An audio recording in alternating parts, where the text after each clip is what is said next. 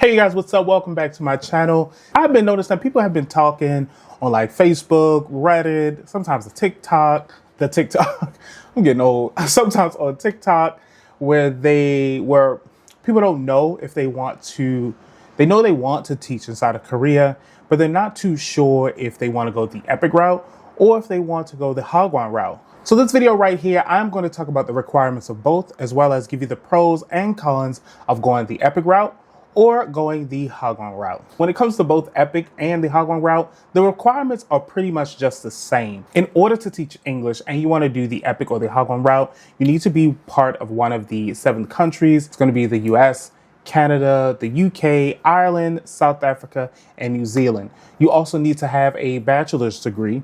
You need to have the TEFL or the TESOL certificate of at least 100 hours. You also need to have a clean federal background. You have like basically in America, like the FBI level, you have to do one of those background checks and it has to be 100% clean. You also have to be in good mental and physical health. There are nuances to that one. Now for EPIK, one other requirement that you have to have that you don't have to have for Hagwon is you have to be at less than 62 years old to teach English with EPIK. So if you're over 62, you're automatically going the Hagwon route. All right, so first we're gonna talk about EPIK because I feel like EPIK is the more popular route than going the Hagwon route. And there seems to be, a big discussion why EPIK is better. In the end, I'll tell you which one I actually prefer. So let's talk about the pros of EPIK. The first pro is that you will get a salary between 2.1 to 2.6. Now I think this is good because for certain Hagwons, if it's your first year, you more than likely are not going to get like 2.5, 2.6. You'll probably start off like 2.1, 2.2. Vacation days. Now with EPIK is more focused, I know, on public schools. So your vacation time is going to be around, based on my research, 26 days plus all national holidays, which they say is red days. It's about 14 of them throughout the year, and you get 11 sick days. Another pro is recruiters are not paid. There's so many possibilities, so many things that can go wrong when you go the Hagwon route and you have to use a recruiter. Recruiters usually are paid a commission, and if you go on the Facebook page, there are a lot of things that have gone wrong in that whole commission type situation. So many things have happened when it comes down to recruiters getting paid their commission. Public schools, they work a little bit differently than Hagwons. A bonus. These two pros, I'm going to put them together: public schools and working hours. So because EPIK usually goes to the public school route, most schools are between the hours of 8:30 in the morning to 4:30 in the afternoon. So you're going to be working those hours. And because you have public schools, you see that you get as I said before, you get the longer vacation time periods. Also, from my understanding, talking with other EPIK teachers, the English curriculum is not as intense as it is working at a Hagwon. All right, so those are all the pros that I've gotten based on talking to EPIK teachers and doing my research. I don't really see any other more like positives. All right, so the cons. So the first con I would say is you have to, in order to be a part of the EPIK team, you have to do like an interview. And in that interview, I guess whatever questions that they're asking you, you can get like a yes or a no. Like, yes, you can be a part of the EPIK team. We'll help you find a, school. Or no, we can't help you. So sorry, try again next year type of situation. So with EPIK, you have to do an interview. You have to do one interview to get into the team. And then you have to do another interview for that particular school. So you got to do 2 interviews. Large class sizes. Teaching at a public school, there's an opportunity for you to have, I believe, up to like 32 kids at one time. I'll talk to you about how many kids with, going the Hagwon route, but you can have a very large class size teaching at a public school. Location. The location of your school is not determined by you. Maybe they'll ask you like, hey, where do you want to go? But the location of your school is determined by EPIK. It's not determined by you. You don't really get an option to choose where you want to go. Salary increases. Now, going the EPIK route, from my understanding from the internet and from talking to teachers, usually with going the EPIK route and working with public schools, your salary increases are capped at 100,000 won a year. So once you complete a contract, they'll give you, 100,000 on top of that. Like, okay, thank you for completing the contract at 2.3.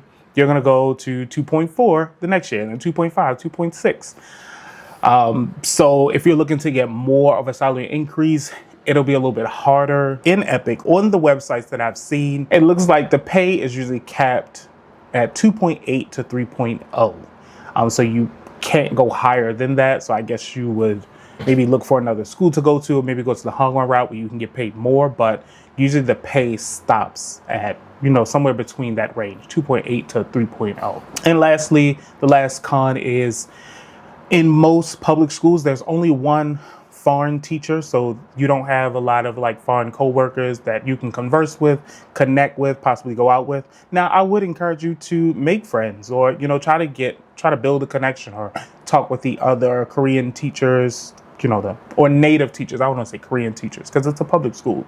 The native teachers there who teach other topics. Maybe someone, knows English. Maybe they're open to building a relationship with the foreigner. But there's only one, rarely two, foreigners teaching English inside of public schools. Hagwons. Now, let's talk about Hagwons. First, we're going to start with the pros. Now, the first pro with the Hagwon is that you have the option to choose if you want to work in the morning or if you want to work in the afternoon. It's your choice. Whichever role works better for you, you have that option to do so.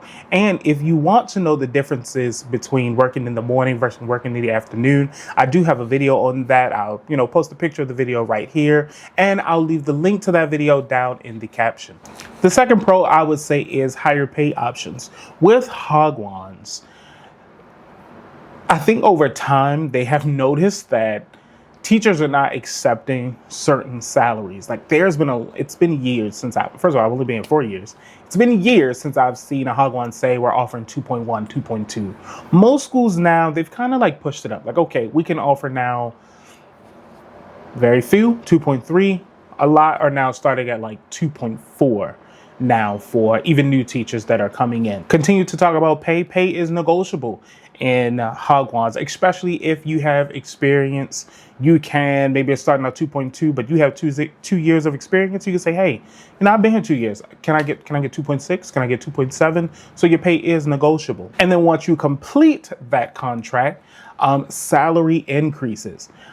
You can, depending on the school you're at. I think a lot of the schools were like big companies. A lot of them like to stick to like 100,000, but more of the like smaller franchises, if they really love you, they will sometimes double it. They'll give you 200,000 for completing your contract and to get you to stay, or 150. It's negotiable. It's be open to negotiating. All right, this next one, job opportunities. As long as you meet those requirements that I said before, there is no reason why you can't find a job. Maybe, just maybe, I don't even want to say like you're older, because the first time my first year here, the school I was working at, there was a guy who was like in his late 40s and he found a job. I feel like you can get a job at a Hagwon. They're pretty open to it, to hiring someone if you are capable of doing the job. And at that age, if you have experience, I feel like you could get it. You want to get out there and try it? If you have that bachelor's degree, go for it. Go for it. Got nothing to lose. Worst you can hear is no. Class sizes. Now with public schools, I think it says something like classes can be as large as 32. In Hagwons, classes cap at 12. I've been at schools where 8 is the max. The school right now I'm at, 10 is the max. But other schools I've taught at, 12 is the max amount of students they'll have in a class. So you don't have to worry about large class sizes. Flexibility with the curriculum. This one, I would say, when it comes to Hagwons, it's still a pro, but like 10% of the Hagwons don't want you to be flexible. They kind of want you to stick to curriculum. But the majority of them, they don't mind if you turn it into a game. They don't mind if you have kids come to the board and do things on the board. They don't mind if you use what you know as a technique to get the kids to learn. As long as you're getting them pages done, You can be flexible with the curriculum as long as the goal is the same. Have the kids learn and perform well when it comes to test. This next one, a lot of people will love. You have the option of choosing where you want to go. You do. You have that option. You don't have to follow what the recruiter says. Usually the recruiter will ask you like, hey, where do you want to work in Seoul? You'll be like, oh, I want to work in Gangnam. I want to work in Gangsu. I want to work in Ilsan. I want to work in Jongno. I want to work in Dongdaemun. You know, you have that option to choose where you want to be, and they will try to find a school in that area. If they can't find it in it, they'll find it like very close by that area. That way you're where you want to be. And the last one, which I think people should go this route. You do not have to use a recruiter when you want to work at a Hagwon. That's a myth. It's made up. Even if you're in New Zealand, if you're in America, if you're in England, UK, Ireland, wherever you are, you don't need a recruiter. You just need to hop on that website, and now schools are posting on their own. They're not even, it's okay. They're like, okay, I have a recruiter to find people, but they rather talk directly with the teacher because they don't have to pay the recruiter. They can simply just pay for your one-way ticket to South Korea. You don't need a recruiter to get a job here, get an English teaching job here in Korea. You can watch the videos, you can watch my videos, and it'll teach you how to get the job.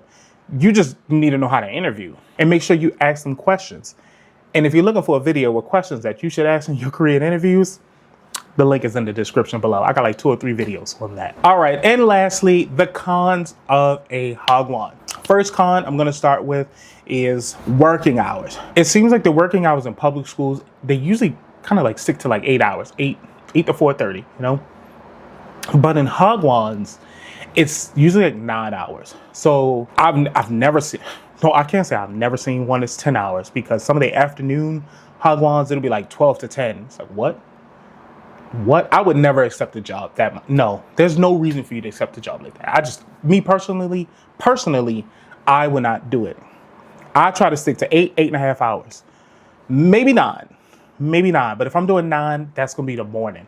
That's like a 9 to 6 type situation. If you find a Hagwon that's like 9 to 7, I personally just wouldn't do that. You know, I wouldn't do it. I wouldn't do it. I don't teach past 9. For afternoon schools, I do not teach past 9. For morning schools, I do not teach past 6. I'm out. I need to go home. When it comes down to vacation at Hagwons, you know, at EPIK schools, you get more vacation. With Hagwons, it's usually 11 paid vacation days, and you get all the holidays. So all those holidays that the EPIK schools get, you get the same ones. So you do get red days. You don't get sick days. It depends on what school it is. Some schools you get sick days. Some schools you don't get sick days. So with EPIK, you do get more holidays. Also, this last one, it's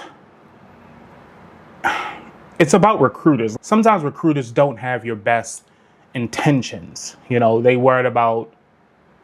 could possibly be worried about their commission rather than being worried about making sure you found a school that is comfortable to you. So for me, I've found, other than my first school, my second school I found, my second school I found, my third school I found, the school after that, I did use a recruiter, regrettably. And this school, so out of the 5 schools, 2 schools I've found, 2 schools I've used recruiters, the other 3 I found on my own. Sometimes a recruiter can be your greatest asset. Sometimes the recruiter can be your biggest downfall. I would love to get into specifics why, but what I'm gonna tell you is go to Reddit, go to Facebook, and you'll find out why. Sometimes a recruiter may not be in your best interest. It's best for you to find your own school. So that's it. That's all the pros and cons I have for both sides. I know you're probably like, wow, like your Hagwon cons were very short. It's not because I'm biased because I chose the Hagwon route. It's because there are less stipulations in doing the Hagwon route. I would love to have the long vacation that the EPIK schools have. I would, but I wouldn't sacrifice extra pay just for more vacations. And also when you work when you're at a school your second year, you do get more vacation time. Your first year, it's 11 or 12 days plus red days. Your second year with a school, it goes up to 15 or 16 days. I'm gonna put it in here, put like a screenshot in here. The days go up. And I'm gonna give you an example. If I'm getting paid 3.2, I'm not gonna go from 3.2 down to 2.5 just for an extra 10 days. I'm not doing that. I'm losing money monthly just to get 10 more days. No, it's way too much. It's way too much money to lose. But I do wish that when I first got in, maybe I'll try to do the EPIK route to just see how it is, you know? Sometimes I don't want foreign coworkers. Sorry. All right, thank you guys so much for watching my video. I greatly do appreciate it. If you're new to this channel, please go ahead and hit the subscribe button. It helps a lot. It helps a lot. If you're already subscribed, thank you so much for your support. Oh, don't forget, I did put out a post, I'm gonna say yesterday.